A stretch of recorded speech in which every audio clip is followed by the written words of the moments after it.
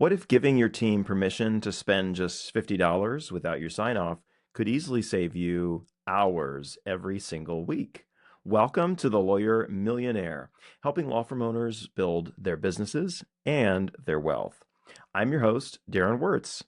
Have administrative tasks, endless emails, and minor decisions been hijacking your time and your sanity? Well, you're not alone.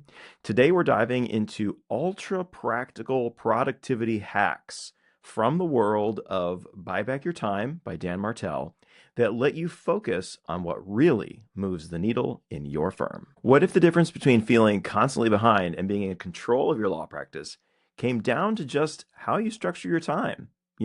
There's a big difference between a chaotic day where you're just responding to everything and putting out fires, and one where you're actually in control of your day and in control of what's happening, and you've actually gotten stuff done. Isn't that the way that you want to feel? Well, it is the way that so many of us do want to feel. So, in today's episode, we're on episode 3 of our series on the book Buy Back Your Time, which we're reading in the Lawyer Millionaire Book Club, and you should definitely be a part of the Lawyer Millionaire Book Club. If you're not, we have over 100 members in the group, and our next live Zoom discussion is coming up on September 19th at 3 p.m. Eastern.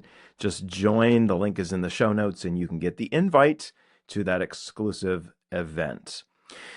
Okay, so in episode 3 of this series now, we're talking about practical real time management tactics for law firm owners. We've covered principles like time audits, seeing where you're wasting your time, and delegation, how you should replace yourself in your business through that replacement ladder methodology, and why your first hire should be your executive assistant. We talked about that in our last episode. So now we're going to go deeper into how you can really magnify your own productivity and teach your team how to magnify theirs. So our focus today is on daily and weekly hacks that can help you reclaim hours. Today, I want you to walk away with a toolbox that you can start implementing right away.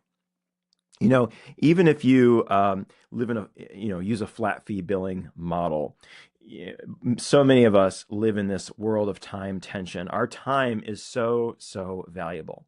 And without time systems, hours just vanish into admin and email. Ask me how I know. I've been there.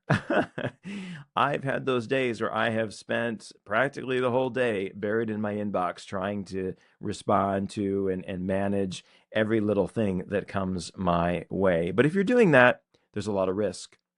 There's the risk of burnout. There's the risk of stalling the growth of your firm. There's the risk of missing out on opportunities to really build your wealth and move the needle in terms of your business.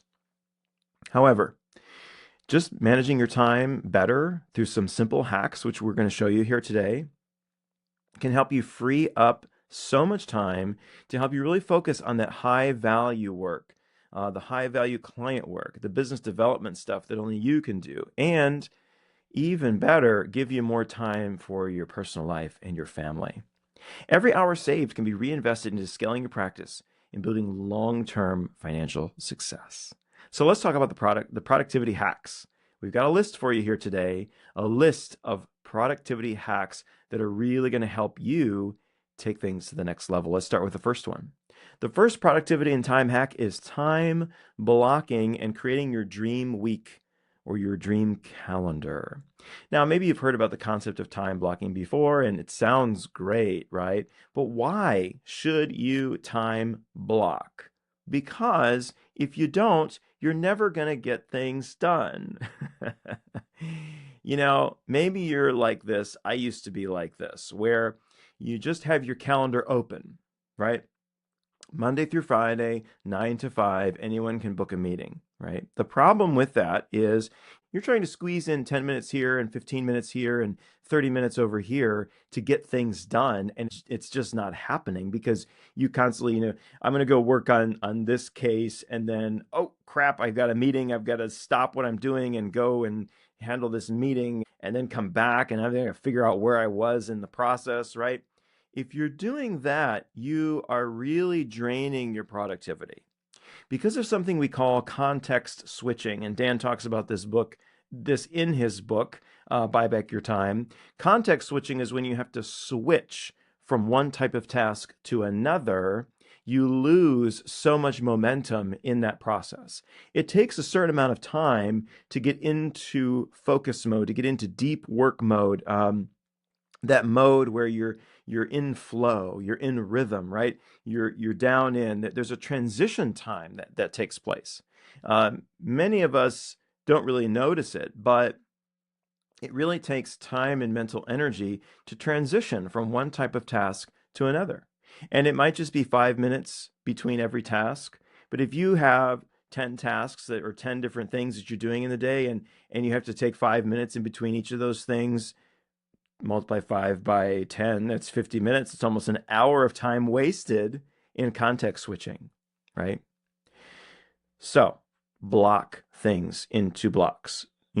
Put related tasks all in one block and put them on your calendar and actually block them off. During this hour on a Monday, I'm going to just work on my business, right?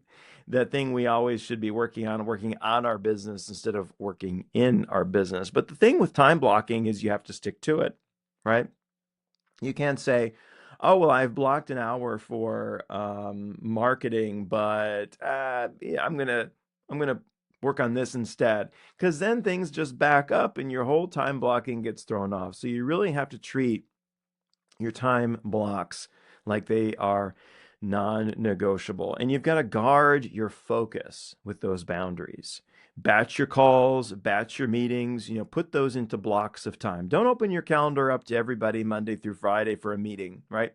Put your meetings on certain days. Have a certain day or a certain time of day that you're going to block off for deep work or client work or focus time, or even rejuvenation. That's important as well. So time blocking is number one. And it really does work, folks. I'm sure you've heard of time blocking before. It's no secret, but you haven't done it yet. And why haven't you done it yet, right? Okay, we all know it's important, but we're not doing it. Once you start doing it, you'll see the magic. And later in the show, I'm going to tell you about a tool that can take your time blocking to the next level. So stick around for that. Okay, if we want to take time blocking to an even bigger level, we can think about theme days. Theme days. So instead of, let's say you have a podcast like me and you need to record podcast episodes, right? Well, instead of, trying to fit it in wherever it fits in, right? Oops, I need to record an episode for next week. Assign days to categories of work. Monday is going to be marketing. Tuesday is going to be client meetings. Wednesday is going to be team meetings, right? Whatever it is.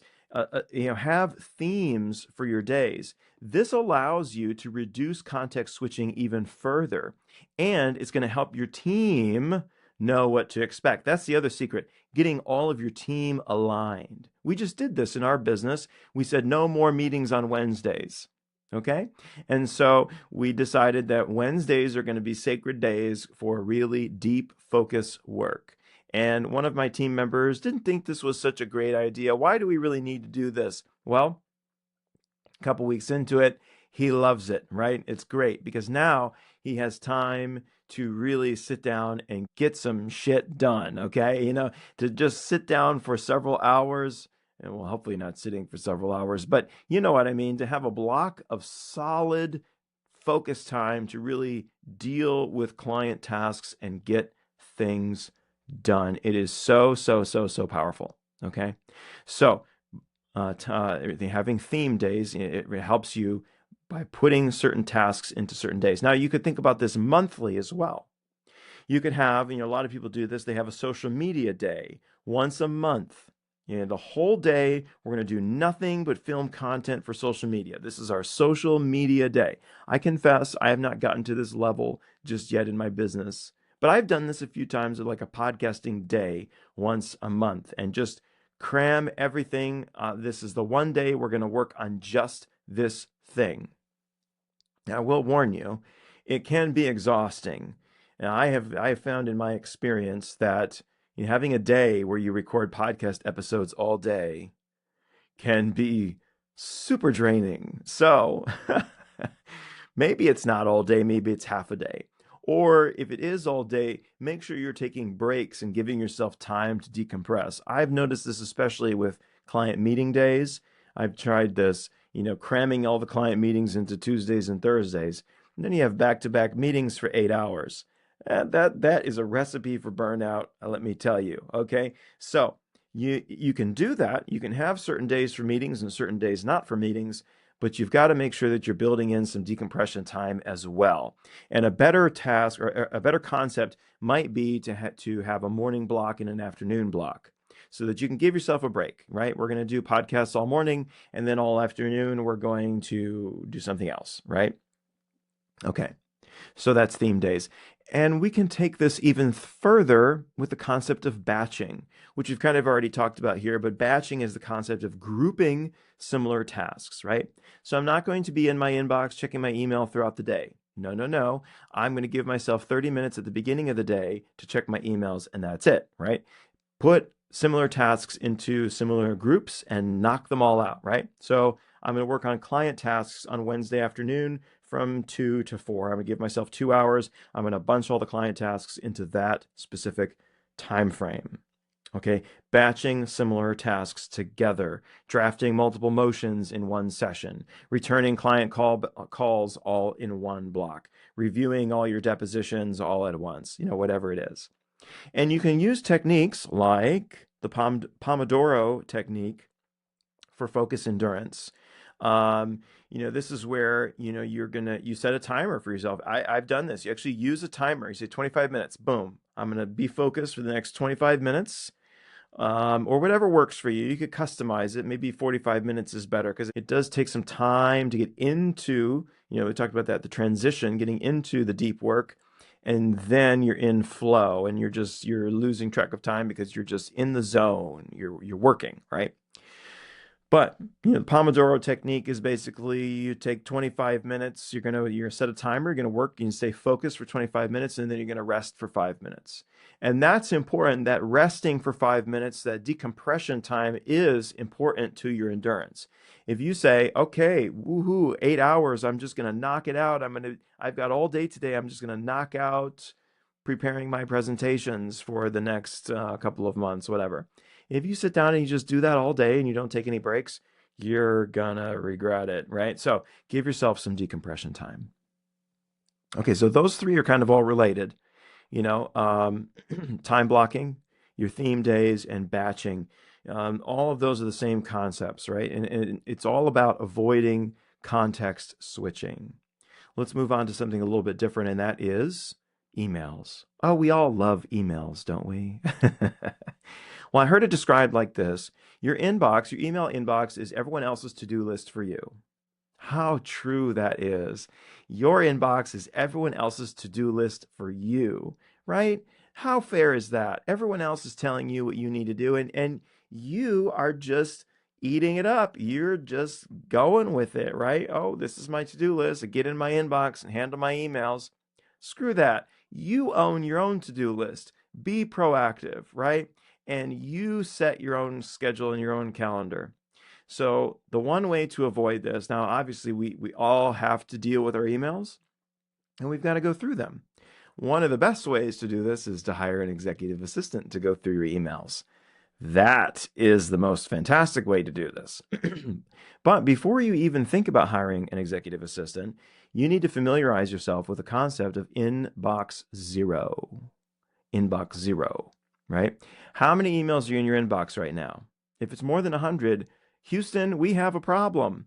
If you're like me, and it was how I used to do this before I learned the magic of inbox zero, thousands of emails in your inbox. Yikes. And then, you're just going one at a time through them and they're just living in there, right? And oh, I've got that one from 2 weeks ago. I'm going to get back to that person.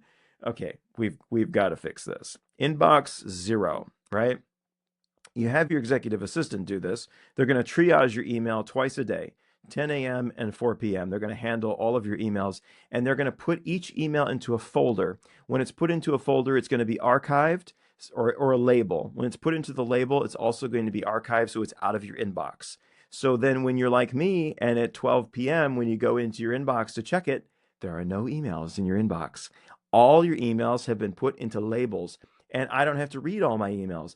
I only have to read the emails that are in the Darren folder. Those are the emails for me. Those are the things that only I can deal with. Everything else has been dealt with. So my inbox zero methodology, and go on YouTube and learn about it. There are lots of different ways to do it, and you've got to customize it for you. But I have a system of labels. The first label is the Darren label. It has an exclamation mark by it. And I actually got most of this from Dan Martell's book. So the Darren folder, that's where my assistant puts emails that only I can handle. The next folder is the review folder. That gets a number 1, I believe, I think. Well, I don't remember the order, but I'll tell you what they are. I have a review folder. The review folder is for the things that my assistant didn't know quite what to do with. Then there's a folder that is to respond. Those are the things that it's kind of a holding place for my executive assistant to put emails that she's going to get to as she's going through them and organizing them, so she doesn't have to get bogged down in that process. The next folder is the assistant responded folder. So once she's responded to them, they go to there. And that way I can go through and I can review them if I'd like to. I have a folder for read through. These are all the newsletters and things that we get, things I'd like to continue to receive and I'd like to look through when I have the time, but things I don't want to clog up and clutter my inbox. I have a folder for receipts and financial. Anything financial related or a receipt, it goes into that folder. And then I've got folders for team members too, right? So anything that Jim is supposed to deal with goes in the Jim folder. Anything that Stacy's supposed to deal with goes in the Stacy folder, and on and on and on. Inbox zero, it will change your life. And use the Ohio principle. Ready for this? The Ohio principle. Only handle it once. So when you get that email, when that email comes through, you're either going to, well, your assistant's going to do this. They're either going to reply, they're going to delegate, they're going to delete, or they're going to do one of those things, right? They're going to do something with that email and it's going to be done and it's not going to be dealt with again. That's the way you've got to deal with emails. Don't just leave the emails in the inbox as your to-do list. Put them on your to-do list and then archive the email, right? Oh, I've got to send my bio for the presentation I'm doing with the Connecticut Bar Association. So instead of leaving that in my inbox as an email that's just going to sit there and it's going to gnaw at my brain every time I go in to check my emails, I'm going to put it on my to-do list. And better yet, it's going to go on my calendar. Now I know it's going to get done because I have time to do it. Better yet, that is something that an executive assistant would be able to handle perfectly. Okay. Use templates for recurring responses and try to delegate emails to other people to handle as much as possible.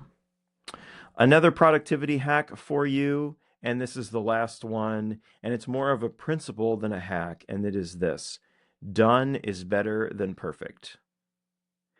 Don't spend so much time trying to make everything perfect. And if you're like me, a recovering perfectionist, this is tough. Because you want everything to be right. But there's a huge problem for your time management, because if you're a perfectionist like me, you can spend all day making something perfect. And the problem is you're only making about a 2 to 5% improvement. And that's not going to move the needle in terms of your business. There is something on your to-do list that you've been waiting to do and you've been putting it off because you're not quite ready to do it, right? Maybe it's setting up your email list and sending out email campaigns. And you should do it, but it's just, you just haven't gotten around to it, and it needs to be perfect. Well, let me tell you, my friend, done is better than perfect. So I don't care if it's the crappiest email newsletter that ever went out to anybody. You put that email newsletter out there and you get it going. Because if you don't, not doing it at all is worse. Don't let perfect be the enemy of good. That's another great one. I'm coming up with great ones. Actually, these are all ones that I've heard before, but I will come up with my own at some point. Okay, let's go a little bit deeper. So there's some other productivity hacks that might be helpful to you, some more advanced or less common tactics. This one comes from the book Buy Back Your Time, the $50 Magic Pill. And it could be any number of dollars, but $50 might be a good place to start. Empower your staff with a small discretionary budget. So basically, this is, give your staff the ability to spend $50 to fix a problem. That way, they don't have to come to you and ask. You can get that off of your plate. They can deal with it, and you won't have to, get bogged down in that process. Now, the only caveat is they have to tell you. They have to tell you at the next team meeting, hey, I had to spend $50 to fix this problem, or whatever amount of money it is. But you set a limit. You can spend up to $50 to fix any problem without needing prior authorization, but you're going to need to tell me about it. That's going to build trust and autonomy, and it's also going to help eliminate dozens of micro decisions that you have to make, which, by the way, is a really big problem for business owners: decision fatigue. We can only, as human beings, make so many decisions in a day. We are limited, unlike ChatGPT. We can't make decisions endlessly. We do reach a point of decision fatigue. This is going to free up your attention for bigger, more important decisions. The next one is the 1-3-1 rule. When team members bring you a problem, here's how to deal with that, right? How many times do you have a team member coming to you with a problem? Oh, I have a problem. Oh, I need help with this. I need help with that. Okay. So, instead of having to deal with everybody's problems and fix everything yourself, we have a new 1-3-1 rule. Whenever you come to me with a problem, you're going to have to, 1, define the problem clearly. You're going to have to come up with 3 possible solutions. Come with them. Come prepared with them. Don't bring me a problem unless you're also going to bring me 3 possible solutions. And finally, then also have your recommendation ready. What is your recommendation for how we fix this problem? It's going to train your staff to think strategically, and it's going to save you from constant firefighting. Okay, another one is the sync meetings with repeat agendas. Having a repeat agenda for your sync meeting. What are sync meetings? Sync meetings are those one-on-one meetings with your team members, those weekly one-on-ones with your direct reports, right? Rather than getting on the phone and saying, okay, what's new? Any problems this week? Any issues? Anything you want to talk about? Oh, okay. Okay, bye. Don't do that, right? Have an agenda. Have a series of things that you're going to go through. Okay, step 1, step 2, step 3, step 4, step 5. You've got to figure out what that agenda is for you and what makes sense.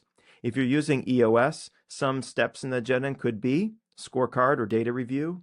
What are the KPIs that this team member owns? Let's review those. Step 2, rocks review. What are the big rocks that you're working on? What's your progress? Are you having any issues? Do you have any questions? Step 3 could be your to-dos.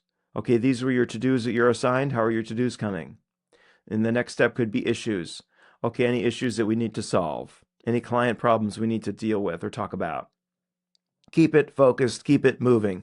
Don't waste time. This is going to keep your alignment tight. It's going to avoid wasting time in the meeting and wasting time on the preparation for the meeting. Okay, the next one is the definition of done. Definition of done means you define what done means. So often we assign folks a task or we delegate something, but we don't clearly define when is this thing done, right? So then you have this to-do on your team list of to-dos that you're working on, and it could be something like improve the SEO of the website. Okay, but what does that mean? When do we know that we're done, right? It just creates all this vagueness, and then you have this thing that's just sitting there, and you just, we're supposed to be working on this, but what are we supposed to be doing? Be specific. So a definition of done has 3 things: facts, feelings, and function. Facts, what are the tangible deliverables? Are they done? The motion is drafted. There's 10 pages. There are citations included, whatever. The second thing is feelings, the emotional or experiential outcome. The client feels informed. The team member feels reassured, right? Are the feelings there? And the third thing is function. How does it work? How does it serve the firm? Is it done and is it usable? The email template is saved in our CRM so it can be reused. This is going to eliminate rework. Okay, so hopefully I've given you some really, really good tips. You can use all of these tips, and there's so many more. The last one I want to give to you is aligning your energy management with your time blocking. So we talked about time blocking, but you can take that in a step even further, and that is aligning your energy throughout the day with where your time blocks occur. Schedule your work based on your personal energy rhythms. At which part of the day do you have the most energy? For many people, their best energy, like me, is in the morning. So do your deep legal work or strategy work in that morning time period. For many of us, our lowest energy time period is in the early afternoon. So maybe you have a walk during that time of the day. Maybe you have meetings during that time of the day because you're going to have to get amped up for those. Or maybe that's the time where you do your administrative, tasky kind of stuff, or your routine tasks in those low energy time periods. Okay, guys, hopefully I've given you some awesome things to think about. Before tomorrow, what I want you to do is open your calendar and block 2 90-minute deep work sessions for yourself. Protect those sessions like you would a court hearing. Make them sacred. Or maybe you could do this. Pick one thing on your to-do list that you've been agonizing over and schedule it on your calendar, right? Schedule it on your calendar and keep a mindset that done is better than perfect, okay? Small steps, not perfection. Now, I did promise to give you one really cool tool to use that I've been using. I've been using this new calendar system. It's AI driven. It's called acclaimed.ai, and it is freaking amazing. So what is so awesome about Reclaim is it takes all of my to-dos, and based on priority level and based on time that's going to be required to complete them, it puts them on my calendar. And not only that, it will put blocks of time on my calendar for what are called habits. And then it also includes scheduling links for clients or other people. And instead of just having to keep time open for client meetings, it will proactively move things around, move my time blocks around to create space for client meetings. It's really cool, folks. You owe yourself a favor to go and check it out right now. And no, I'm not a paid spokesperson for them, nor receiving any kind of commissions, but I just think it's a really cool tool. And we've been using it in our business as well. So my challenge for you, my friend, this week, stop being the bottleneck in your own law firm. Start using and training your team on some productivity hacks, and challenge yourself to view your time as your greatest asset. When you optimize your time and your energy, you're not just working more efficiently, you're structuring your firm as a high-performing, scalable, and profitable business. And that is what brings sustainable wealth and freedom. And that's what we are all about here at the Lawyer Millionaire. We're here to help you grow your firm and your wealth using our 3-part signature framework: business expansion, profit maximization, and wealth growth. If this episode helped you, please, please, please, please, would you leave us a review? It's going to help us out so much and help us reach more law firm owners like you who need to hear this message. And if you've been listening for a while and you're ready to dig in deeper, let's book a call together. Book a free intro call with me. Look for the link in the show notes. Let's accelerate your path to wealth and freedom. Now, who is the Lawyer Millionaire, my friend? It's you. That's right. Own it and live it. I'm your host, Darren Wirtz. Thanks so much for joining me. I'll see you next time.